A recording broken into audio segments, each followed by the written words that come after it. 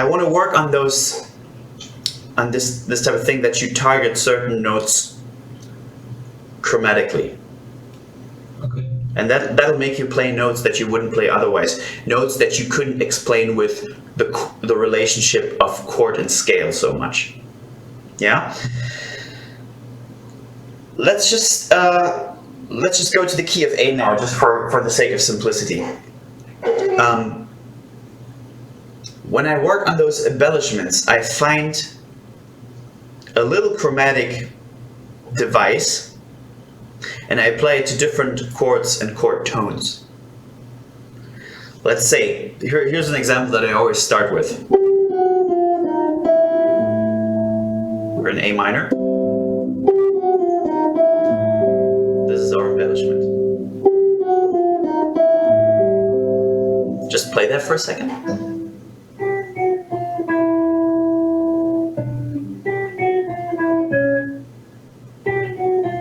I'll play it for you one more time. Don't look, just listen.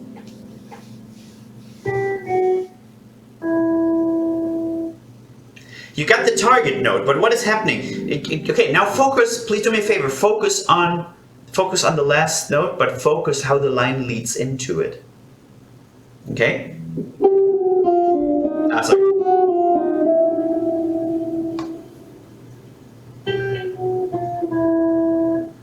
Can you sing the line? Can you just, I'm going to play it for you, can you just copy it by singing it?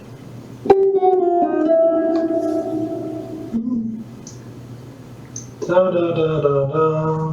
Da da. That's the part you want to go for. Da da. If you were to describe that line by just painting it in the air, can you sing it and describe the line? Da da da da da. Yeah, that's not quite accurate. It would be starting up here and da da da da da. Here's our target note, right?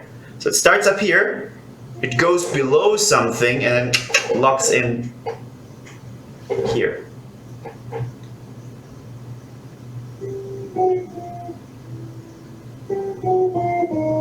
There you go. There it is. That's the one. That's what I've been just telling you, that nobody would explain this. Oh, there's a minor chord and he's playing Locrian over it because there's a flat 5. That's not what this is. You have to think if this is we're still in a minor scenario. I would still be thinking Dorian about this as a major, as a general outline. But then certain things happen that can only be explained by targeting certain notes chromatically. Yeah? But what I'm really thinking about here is I want to have this note as my target note. Yeah? And I'm thinking about how I'm getting there. I really want to know, what I really think about is I start here and I want to end here. And I got 1 and 2 and 3. I got 4 notes to get there. And the 5th note has got to be it. And so I fill in the chromatic blanks. And since there's no note left, between the note I'm on and my target note, I just target it from below. Now if I started up here, I would land on that note on the beat perfectly, but I can't because there's no note left. So what I could do is I either go back up, or I go.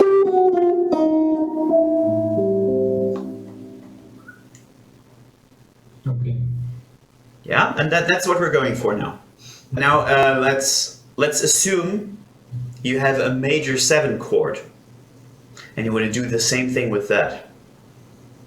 A major 7.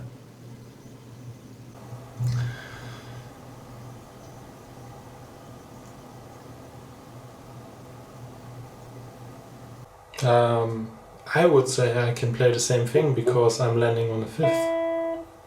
Okay, can you put that into your looper really quickly? A little A major 7. because you want to hear it in reference to the harmony.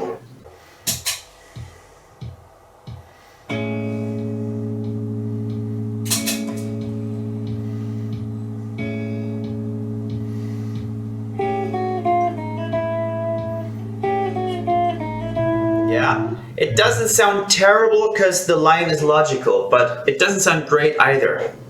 When you play the corrected version, or you play the corrected version, you'll get it. You'll go, oh yeah.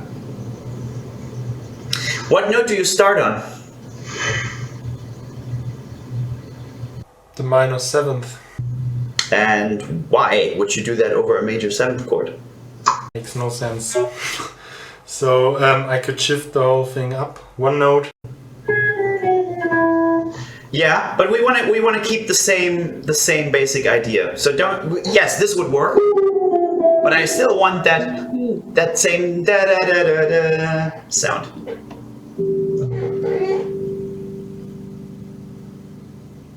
Could I start on the major 7 and just avoid the minor 7? So I start off... No, what you do is you keep the same algorithm. The algorithm was, I have my starting note, I move down 2 notes chromatically, and then I target my final note from below. So...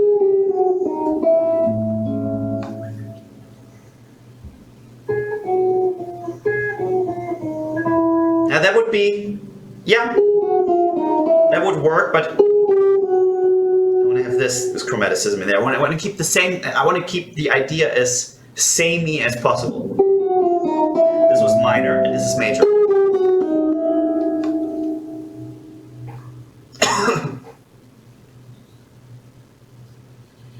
You're making it too complicated. I think you're overthinking. Yeah, that's possible. Just think, ba-da-da-da, this is the note. You have the starting note, and you have the final note, and you have the outline of the melody. Now just find the notes. But which note are you landing on? The same. The idea is to do this for every chord type, but keep everything the same. The starting note, the shape of the melody, and the ending note. Those 3 factors should remain the same. But my starting note is the minor 7. No, it's the 7th of the chord that you're on. It's the 7th is relative to the chord that you're playing. If you're playing over minor 7th chord, you have a flat 7. If you play over a major chord, you have the major 7. Oh, okay.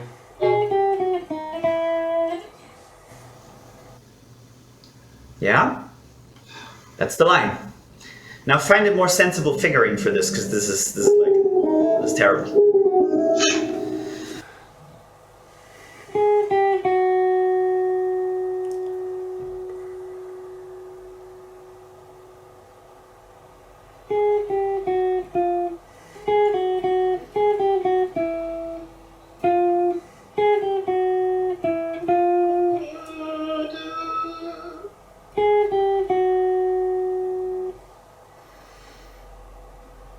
You're in the D position of A major 7 now. We need the flat 5. Where's the flat 5 in the D position?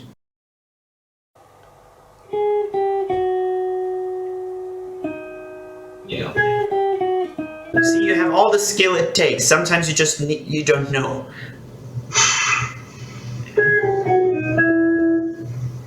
There's absolutely no piece of information right now or piece of skill that you're lacking to pull this off.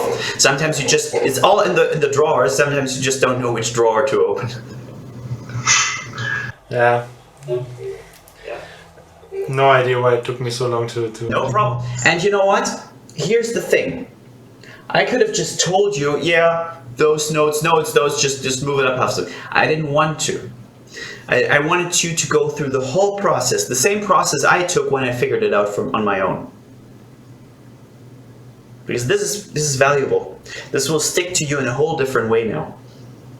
My idea was that I want to teach you this line as an algorithm, and the algorithm is very simple if you just think. Yeah, so minor 7. I have my starting note and my target note. For my starting note, I go down 2 notes chromatically, and then I target my target note a half step from below. And the same thing you can do over the major 7th chord, just your starting note is different, and therefore the line turns out different. So you have the starting note, go down 2 notes chromatically, and approach chromatically from below. Now do the same thing for a dominant 7.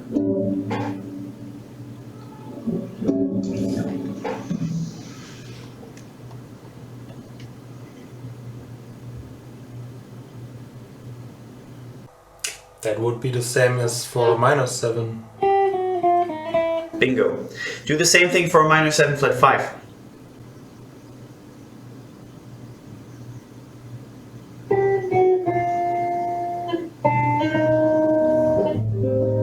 Okay, put it in your looper. Let's hear how it sounds against the chord.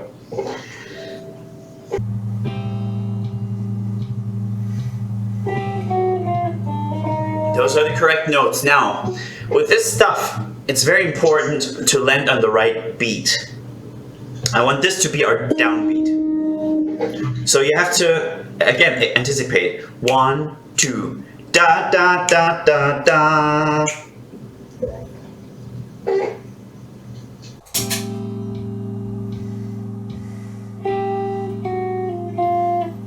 You're cheating now, like playing quarter notes. Yeah, I want you to anticipate. This needs to be 1, 2, 3, 4. 1, 2, ra ba ba ba ba.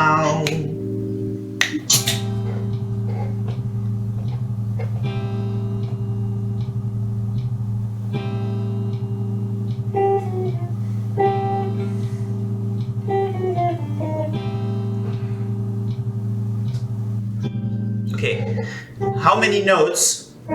Yeah, okay, cool. You got it. Try again. You gotta reinforce those things. When you have them, you always gotta reinforce.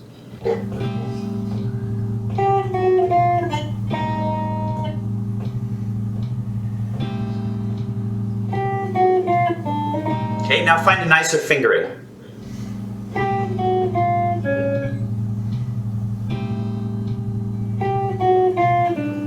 There you go. Yeah, and then you reinforce that. Nice. Next step. Now we figured out how to go from the 7th to the 5th chromatically. For major, dominant, minor, and minor 7 flat 5 chords. Let's do the same with the 3rd.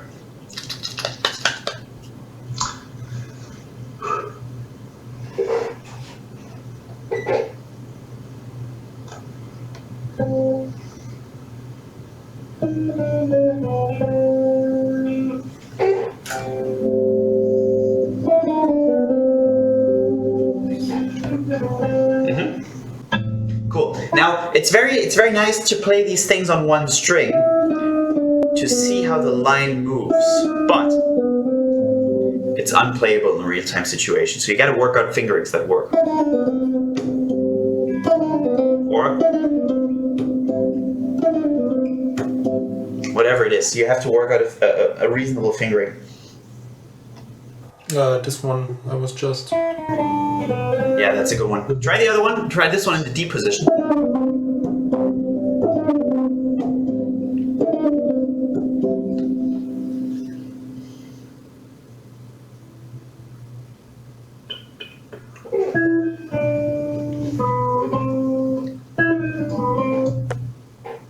Good. Good. Good job, My brain's melting. Major 7. No, let's do dominant 7. Let's do dominant 7. Same holds true. Start on the starting note, move down 2 notes chromatically, and then target the 3rd of the chord from below.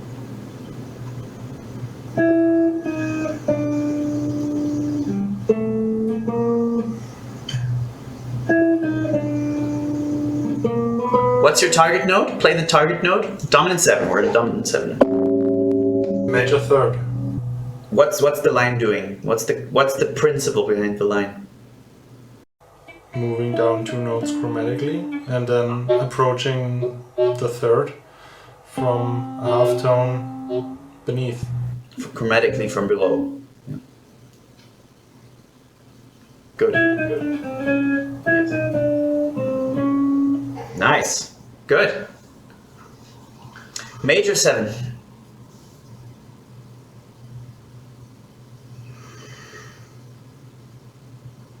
It's the same because we don't play the 7th.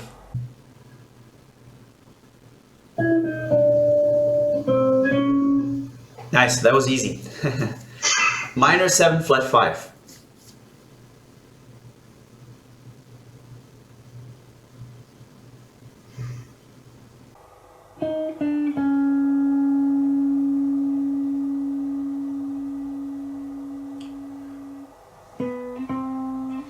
You just cracked it. I think where you had a little knot in there and it just resolved. Good. That was you did not play a single wrong note. I gave you an assignment. This is what this kind of practice that we're doing with all the fretboard visualization tied in with the ear training, tied in with theory, with all those things, this conceptual learning. Not the Guitar Pro type learning, the conceptual learning, where you understand music conceptually. This is what it does to you. I just told you a thing that you never played before, and you played it without a single mistake the first time. Something you've never played before. When you study music in this way, then Jeff Berlin said this once, and I love that quote. When you study music in this way, you can not only play the things that you can play, but you can also play the things that you can't play. Basically, it's purely conceptualizing up here, and then applying. This is the long-winded way of learning, but it's thorough, and you'll be able to play music that you never spend a minute with.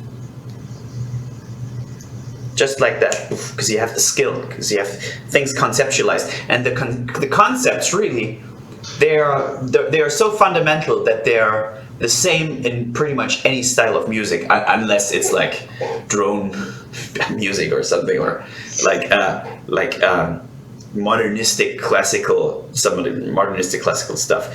You can't really conceptualize like that, but music that we consider to be common, it's all the same fundamental stuff.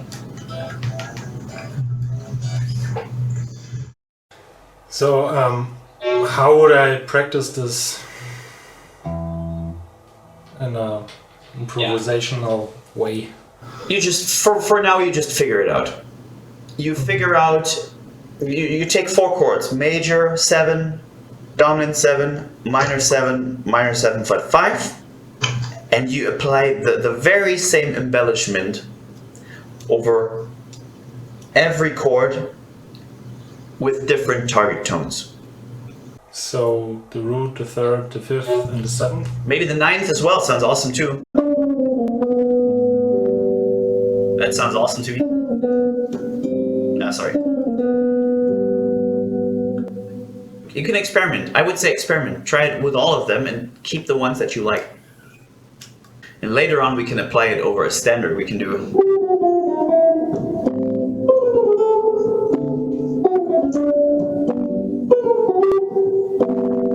here comes the tough part.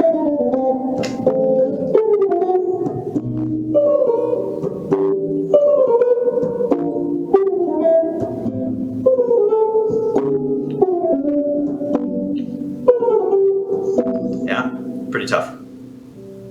But that's stuff for the future.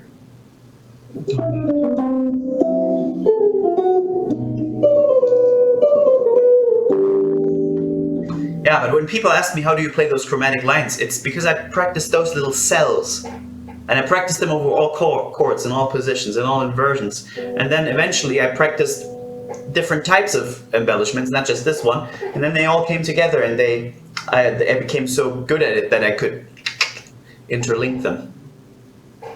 So that's basically something you've never played like this before, and just... I never, those chromatic lines that I play,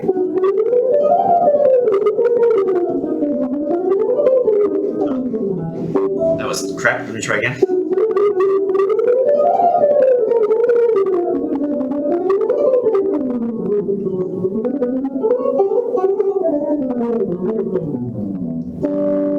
never played this line just like this, or at least not consciously. Let's say I played. You can find pieces of this line. You can find me play 1,000 times. It's the chunks, the building blocks. But I reapply them to a different key, to a different harmony, and I rearrange those blocks or to a different part of the chord. Sometimes I'll do that one chromatic move on the 7th, sometimes I'll do it on the 3rd, those types of things. But I never sat there and worked out this line. So you're piecing bigger blocks together, basically. It's like Lego blocks. I don't create the Lego blocks on the fly, but I have Lego blocks that I can use and put together to build something new. But the blocks themselves you don't create on the spot. The blocks which are really the chunks in the brain, those are created in practice.